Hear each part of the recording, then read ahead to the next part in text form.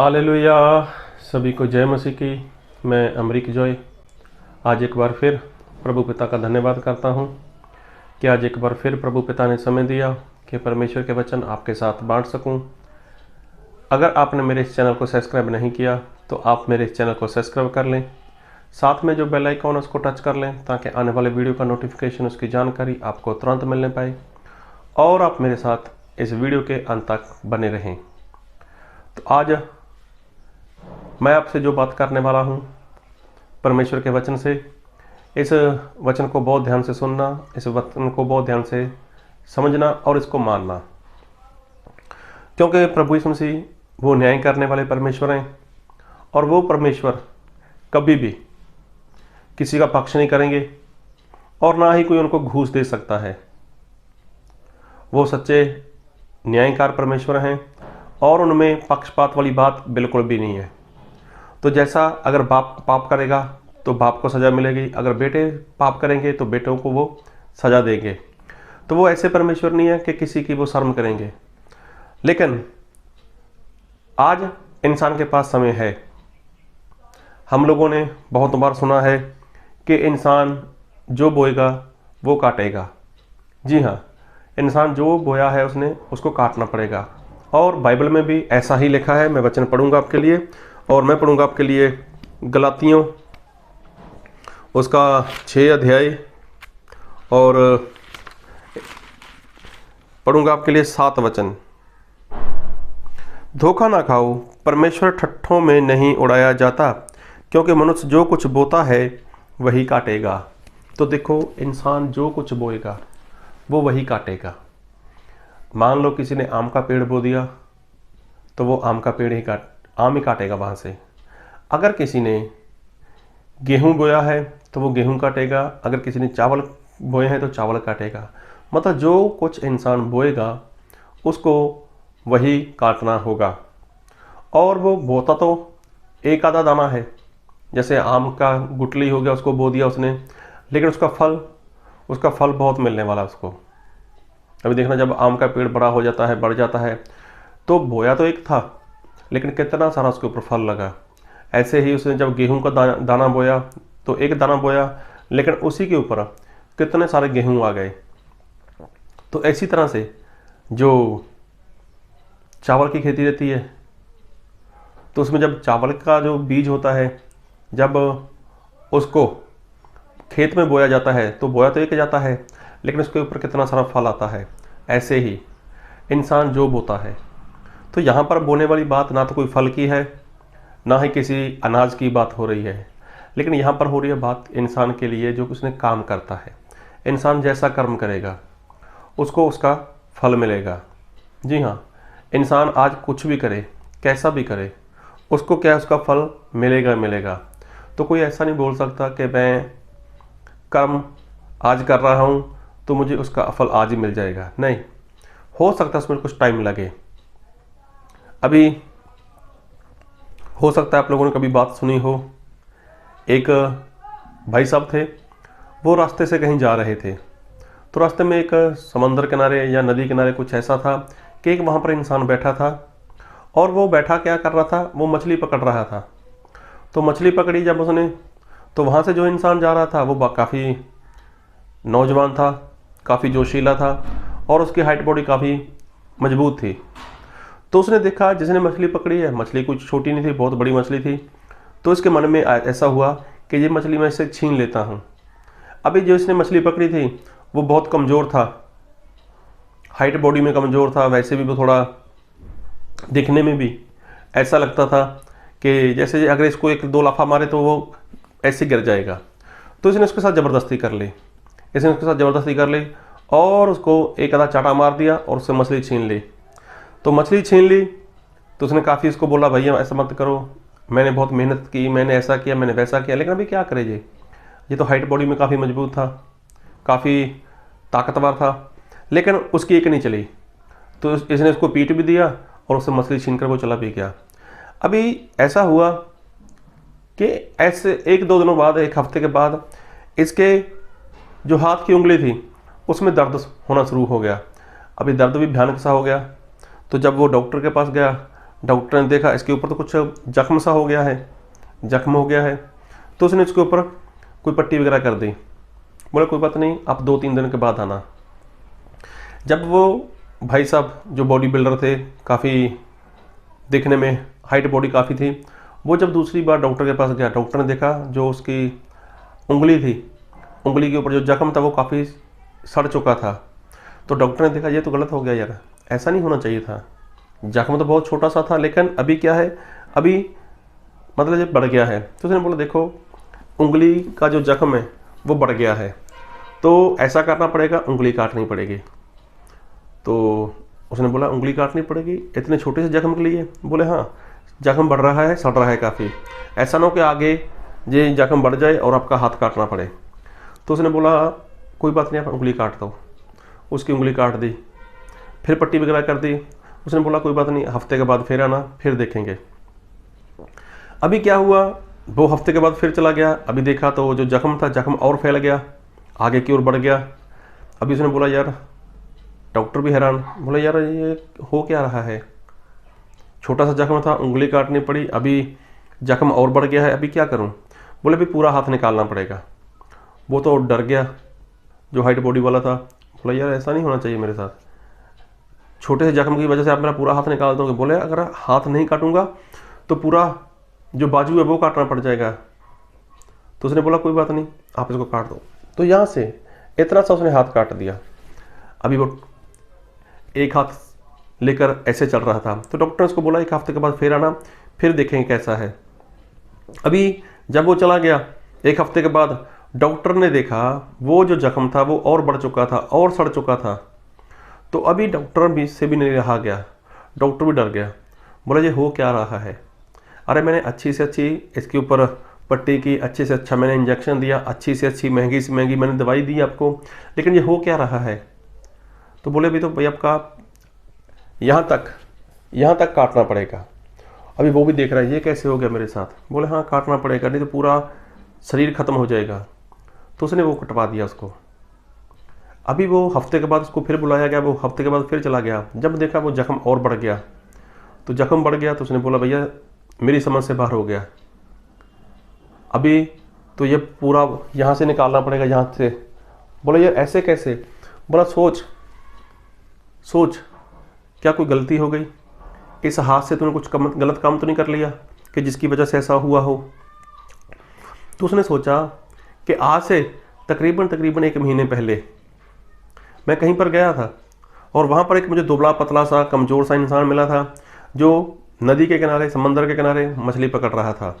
तो उसके पास एक बहुत बढ़िया मछली थी, तो मेरा मन हुआ मैं मछली लेकर जाऊँ उससे, लेकिन मैंने उसके साथ झगड़ा किया, उसको मैंने पीटा और इसी हाथ से मैंने पीटा, और उसके बाद मेरे साथ ऐसा हुआ। तो बोले ऐसा कर, उसके पास जा, उसकी क्षमा मांग, हो सकता है वो तुझे क्षमा करे और तेरे ऊपर कुछ वो परमात्मा वो रहम कर दे, परमेश्वर। अभी ये भाई साहब उसको ढूंढे तो ढूंढे कहाँ, लेकिन ये फिर वहाँ पर भाग गया। अभी देखा तो वहीं पर वो मछली पकड़ रहा था, ये जाकर उसके पाँव में गिर गया, उससे क्षमा मांगी। बोले मुझे क्षमा कर दो, मुझसे गलती होगी, ऐसा हो गया वैसा हो गया।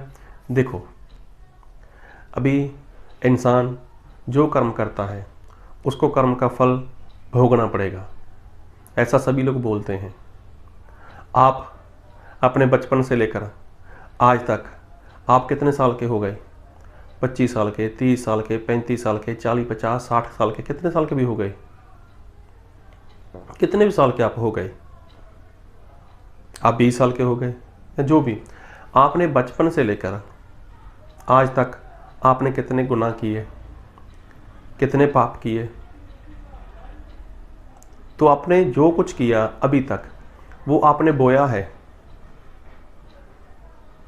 वो आपने कर्म किए हैं, वो अपने काम है आपके, और जो आपने बोया है वो काटना तो पड़ेगा। तो सोचो जितना कुछ आपने किया है, जब उसको काटने की बारी आएगी तो कैसा रहेगा? क्या कोई है जो आपकी सहायता कर सके? कोई है जो आपको बचा सके? लेकिन जो कर्म आपने किए हैं उसका फल तो आपको मिलेगा, उसका फल तो आपको भुगतना ही होगा। तो फिर अभी कैसे बच सकोगे आप? कैसे बचोगे? क्या कोई है जो आपके कर्म फल को अपने ऊपर ले ले, आपकी सज़ा को अपने ऊपर ले ले? कोई ऐसा है? कोई आपका खास रिश्तेदार हो, कोई आपका मित्र हो, या आपकी पत्नी हो, आपके पति हों, आपके बच्चे हों, आपकी माता हो, पिता हो, भाई बहन, कोई भी हो, कोई रिश्तेदार हो, कोई ऐसा सके वाला हो, बहुत ही खास मित्र हो कि जो आपका कर्म फल, जो आपको कर्म का फल मिलने वाला है उसको अपने ऊपर ले ले? कोई ऐसा है? ऐसा तो एक भी नहीं। या फिर आपके परिवार में, आपके लोगों में, आपकी रिश्तेदारी में, या कोई ऐसा इंसान जिसने बहुत गलत काम किए हो और उसकी सज़ा, उसके जो काम उसने किए हैं, उसका जो फल है, अगर आपको लेने पड़े तो क्या उसका कर्म फल आप ले लोगे? तो आप भी तो नहीं लोगे किसी का। जब कोई आपका नहीं लेने वाला तो आप किसका कैसे ले सकते हो? अगर किसी ने गलती कर ली, किसी ने गुनाह कर दिया, किसी ने मर्डर कर दिया, तो क्या आप फांसी के ऊपर लटक जाओगे? किसी की वजह से, किसी के लिए लटक जाओगे? नहीं। किसी के भाई ने किसी का मर्डर कर दिया या किसी के बेटे ने कुछ उल्टा सीधा काम कर दिया तो कोई ऐसा सामने बोलेगा आप मेरे भाई को छोड़ दो, मेरे बेटे को छोड़ दो, मुझे जेल में ले जाओ, मुझे जेल में डाल दो? नहीं। तो आप तो यही बोलोगे ना कि इसकी सज़ा है, इसकी गलती है, इसको सज़ा दो। हमारी क्या गलती है, हमारी क्या सज़ा है? तो ऐसा कोई भी नहीं है। तो जब आप किसी का कर्म फल नहीं भोगना चाहते तो आपका कौन है जो आपका कर्म फल भोगे? आपने जो कर्म किए, आपने जो काम किया, उसका फल तो आपको भोगना पड़ेगा। तो सोचो, सोचो क्या होगा आपका? क्या कोई है आपको बचाने वाला? कोई है आपको छुड़ाने वाला? सोच कर देखो आपने कितने गुनाह किए, अरे कितनी गलती की आपने, कितना पाप हुआ आपसे, कैसे कैसे काम किए आपने। अगर उसका फल आपको मिलना हो तो कैसी दशा हो जाएगी आपकी, कैसी अवस्था हो जाएगी आपकी? क्या सहन कर पाओगे? सोच कर देखो, नहीं होगा। लेकिन मैं एक बात कहना चाहता हूँ, इस बात को ध्यान से सुनना। अगर आप बचना चाहते हो तो, अगर आप बचना चाहते हो तो आपके एक बात फायदे की है। एक है जो आपका कर्म फल भोग सकता है, एक है जिसने आपके लिए, आपके गुनाह के लिए, आपके पाप के लिए, आपकी सारी गलती के लिए वो आपको जीवन दे सकते हैं, वो आपको बचा सकते हैं, वो आपको छुड़ा सकते हैं। अरे आपने कैसे भी कर्म किए हैं, आपने कैसा भी पाप किया, आपने कैसा भी गुनाह किया, कोई है जो आपको बचा सकता है, कोई है जो आपको छुड़ा सकता है। कौन है वो? क्या जानते हैं आप? तो एक वचन पढ़ूंगा बाइबल से, और मैं वचन पढ़ूंगा बाइबल से जसाया भविष्यवक्ता, उसका 1 अध्याय, उसका 18 वचन। यहोवा कहता है, आओ हम आपस में वाद विवाद करें, तुम्हारे पाप चाहे लाल रंग के हों तो भी वह हीम के समान उजले हो जाएंगे, और चाहे अर्गवानी रंग के हों तो भी वह उनके समान श्वेत हो जाएंगे, यदि तुम आज्ञाकारी होकर मेरी मानो। देखो बाइबल में लिखा है, परमेश्वर ने कहा कि यहोवा कहता है आओ हम आपस में क्या करें, वाद विवाद करें। अरे परमेश्वर बोलते हैं कि मेरे साथ इस बारे में बात तो करो, अरे मेरे साथ ये वाद विवाद तो करो। किस बारे में? तुम्हारे पाप चाहे लाल रंग के हों। देखो क्या हो? लाल रंग के। अरे लाल रंग के तुम्हारे पाप हो तो भी वह हीम के समान उजले हो जाएंगे। तो देखो परमेश्वर बोलते हैं हीम के समान, बर्फ के समान उजले हो जाएंगे, साफ हो जाएंगे।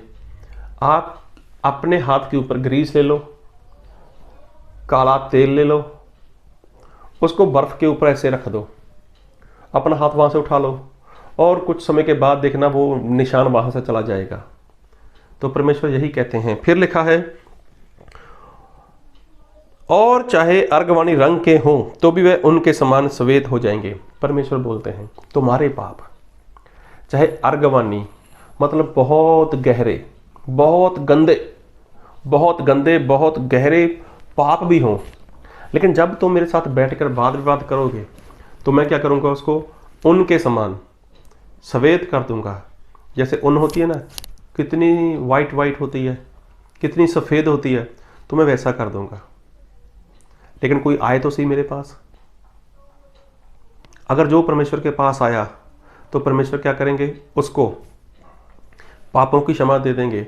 उसने जैसे भी पाप किए, जैसी भी उसने गलती की, उसने नशा किया, उसने चोरी की, उसने डाका डाला, अरे जहाँ तक उसने किसी को लूट लिया, अरे जहाँ तक उसने किसी का मर्डर भी कर दिया, अगर वो परमेश्वर को नहीं जानता तो परमेश्वर बोलते हैं आज अगर मेरे पास आ जाते हो तो तूने जो भी कर्म किए, तूने जो भी पाप किया, मैं क्या करूँगा, मैं सारा पाप तुम्हारा मिटा दूंगा, मैं सारे पाप तुम्हारे भुला दूंगा। और वचन में लिखा है,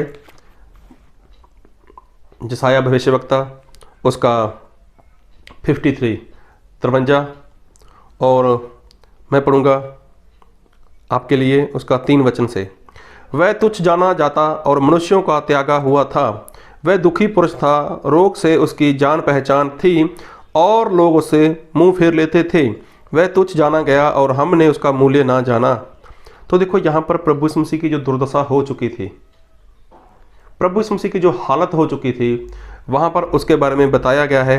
अभी देखो आगे क्या लिखा है 4 में, नीचे उसने हमारे रोगों को सह लिया और हमारे ही दुखों को उठा लिया, तो भी हमने उसे परमेश्वर का मारा कूटा और दुर्दशा में पड़ा हुआ समझा। देखो उसने क्या, हमारे सारे रोगों को, हमारे सारे दुखों को उसने अपने ऊपर ले लिया। और फिर लिखा है 5 में, परंतु वह हमारे ही अपराधों के कारण घायल किया गया, वह हमारे अधर्म के कामों के कारण कुचला गया, हमारी ही शांति के लिए उस पर ताड़ना पड़ी कि उसके कोड़े खाने से हम चंगे हो जाएं। अभी देखो यहाँ पर लिखा है कि हमारे जितने भी अधर्म थे, हमारे जितने भी पाप थे, हमारे जितने भी पाप थे, वो सारे पाप की वजह से हमारे ऊपर जितनी बीमारी थी, जितने रोग थे, जितने दुख थे, वो सारे को प्रभु यीशु मसीह ने अपने ऊपर ले लिया। मतलब ये सब कुछ कब हुआ कि जब हमने ऐसे ऐसे काम किए, हमारे बाप दादाओं ने जब ऐसे काम किए। और बाइबल में लिखा है कि बाप दादाओं का पाप जो इंसान करता है, उसके तीसरी चौथी पीढ़ी वहाँ तक वो पाप आ जाता है। एक बाप मतलब एक इंसान ने पाप किया, फिर उसके बेटे के ऊपर, फिर उसके बेटे के ऊपर, फिर उसके बेटे के ऊपर, मतलब 4 पीढ़ी तक वो पाप चलता रहता है। तो देखो प्रभु यीशु मसीह ने इतना दुख उठाया, प्रभु यीशु मसीह ने अपना बलिदान दे दिया, प्रभु यीशु मसीह ने अपना लहू बहा दिया। और ये बात आज की थोड़ी है, अरे बरसों से है। आज से तकरीबन 2000 साल हो चुके हैं इस बात को, कि प्रभु यीशु मसीह ने आपके लिए वो लहू बहा दिया, प्रभु यीशु मसीह ने आपकी चंगाई के लिए कोड़े खाए, प्रभु यीशु मसीह ने आपके दुखों को सहन कर लिया, अपने ऊपर ले लिया। लेकिन प्रभु यीशु मसीह कहते हैं आप मेरे साथ बैठकर वाद विवाद तो करो। अरे मैं सारे पाप, सारे अधर्म के काम मैं तुझे क्षमा कर दूंगा, मैं तुझे माफ़ कर दूंगा, लेकिन मेरे साथ बैठो तो सही, मेरे साथ बातचीत तो कर। अगर कोई इंसान प्रभु यीशु मसीह के पास नहीं आता, प्रभु यीशु मसीह के साथ नहीं बैठता, तो उसको क्या होगा, उसको कर्म फल भोगना होगा।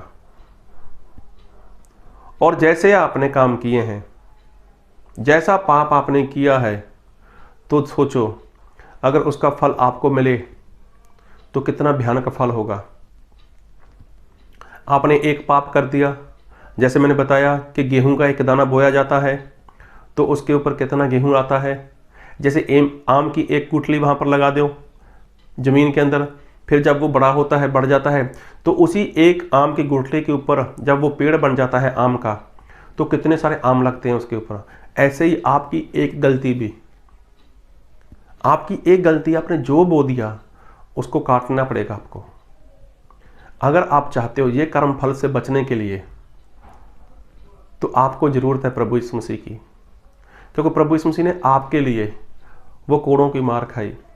अरे आपकी दुर्दशा ऐसी ना हो, आपकी हालत ऐसी ना हो, प्रभु यीशु मसीह ने आपके लिए अपनी हालत ऐसी करवा दी। अरे आपके पापों को, आपके सारे दुखों को, सारे रोगों को, आपकी सारी बीमारी को प्रभु यीशु मसीह ने अपने ऊपर उठा लिया। कर्म फल,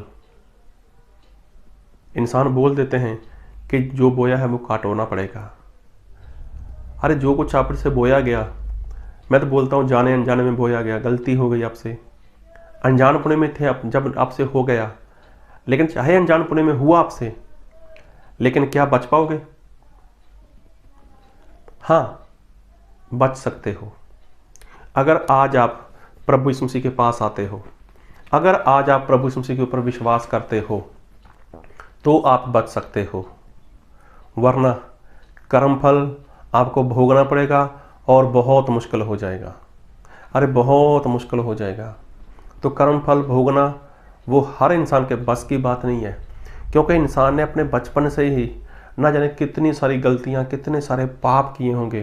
तो किस किस कर्म का, किस किस काम का फल भोगोगे आप? तो इसलिए बच जाओ।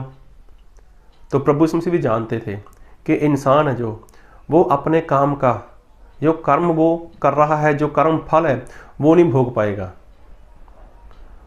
तो इसलिए प्रभु यीशु मसीह ने आपके सारे दुखों को, आपके सारे रोगों को उठा लिया और खुद वो मरने के लिए संसार में आ गए। तो जैसे मैंने बताया, वो इंसान था, हाइट बॉडी में बहुत मजबूत था, उसने एक छोटी सी गलती कर ली, और छोटी सी गलती एक कमज़ोर से इंसान के ऊपर चाटा उसने मार दिया, उसकी मछली छीन ली, और क्या हुआ? उसकी उंगली काटनी पड़ी, हाथ काटना पड़ा, उसका आगे का हिस्सा जो बाजू है वो काटना पड़ा, आखिर में जाकर उसको उस इंसान से क्षमा मांगनी पड़ी। तो लेकिन कर्म फल तो इंसान को मिलता ही मिलता है। आज नहीं मिलेगा, कल मिलेगा, कल नहीं मिलेगा, परसों मिलेगा। अरे परसों नहीं तो बरसों बाद तो मिलने वाला है ना। तो कर्मों का फल आप नहीं उठा सकते, इसलिए सावधान हो जाओ। मैं तो यही बोलूँगा, परमेश्वर सामने से बोलते हैं, आओ मेरे से वाद विवाद तो करो। अरे तुम्हारे पाप कैसे भी हों, लाल हो, गहरे हों, तो मैं क्या करूँगा? मैं उनको हिम के समान कर दूंगा। अर्गवानी रंग के हों, गंदे हों, कैसे भी हों, मैं उनको उनके समान सफेद कर दूंगा। एक बार आओ तो सही प्रभु यीशु के पास। अरे कम से कम अपने कर्म फल के लिए प्रभु यीशु के पास आ जाओ, और जो कर्म आपने किए उसका फल तो प्रभु यीशु ने भुगत लिया आपके लिए, लेकिन आप जाओगे नहीं। तो कैसे बोल पाओगे आप प्रभु यीशु को? और कैसे प्रभु यीशु बोल देंगे आपको कि तेरा कर्म फल वो मैंने भोग लिया? तो इसलिए आपको ज़रूरत है कि आप प्रभु यीशु के पास जाओ, और जो कर्म आपने किए हैं, जो काम आपने किए हैं, उसका फल आपको ना मिले, वो फल प्रभु यीशु मसीह ने खुद भोग लिया है। और बाइबल में लिखा है कि प्रभु यीशु मसीह आने वाले हैं। और मैं पढ़ देता हूँ प्रकाशित वाक्य उसका 22 अध्याय उसका 12 वचन। देख मैं शीघ्र आने वाला हूँ, और हर एक के काम के अनुसार बदला देने के लिए प्रतिफल मेरे पास है। जैसा जिसने काम किया उसका प्रतिफल प्रभु यीशु मसीह बोलते मैं दूंगा, और वो फल मेरे हाथ में है। तो देखो, अगर आपको ने प्रभु यीशु मसीह के पास जाकर पश्चाताप नहीं किया, उनके ऊपर विश्वास नहीं किया, तो जो कर्म आपने किए हैं उसका फल प्रभु यीशु मसीह के हाथ में है। अगर आप प्रभु यीशु मसीह के पास चले गए, वहाँ पर जाकर आपने पश्चाताप किया, विश्वास किया, और आपने सारे गुनाहों की क्षमा मांग ली, प्रभु यीशु मसीह ने आपको क्षमा कर दिया, तो फल प्रभु यीशु मसीह के हाथ में है। मतलब आपने अच्छा कर्म किया, आपने विश्वास किया, पश्चाताप किया, तो वो आपका कर्म है। तो बाकी जैसे भी पाप आपने किए हैं, आपने नशा किया, लड़ाई झगड़ा किया, चोरी की, कुछ भी किया, उल्टा सीधा कुछ भी किया, वो सारे पाप प्रभु यीशु मसीह आपको क्षमा कर देंगे। तो देखो, इंसान ने जितने भी कर्म किए हैं बहुत भयानक से किए हैं, तो उसका फल इंसान नहीं भुगत पाएगा। इसलिए प्रभु यीशु मसीह के पास जाओ, उनके आगे घुटने टेको, उनके ऊपर विश्वास लेकर आओ, पश्चाताप करो, ताकि कर्मों का फल, वो जो कर्मों का फल आपने किया है, वो फल प्रभु यीशु मसीह आपको ना दें, और वो आपके कर्मों का फल खुद भोग चुके हैं। तो प्रभु आपको बहुत की आशीष दे। आमीन।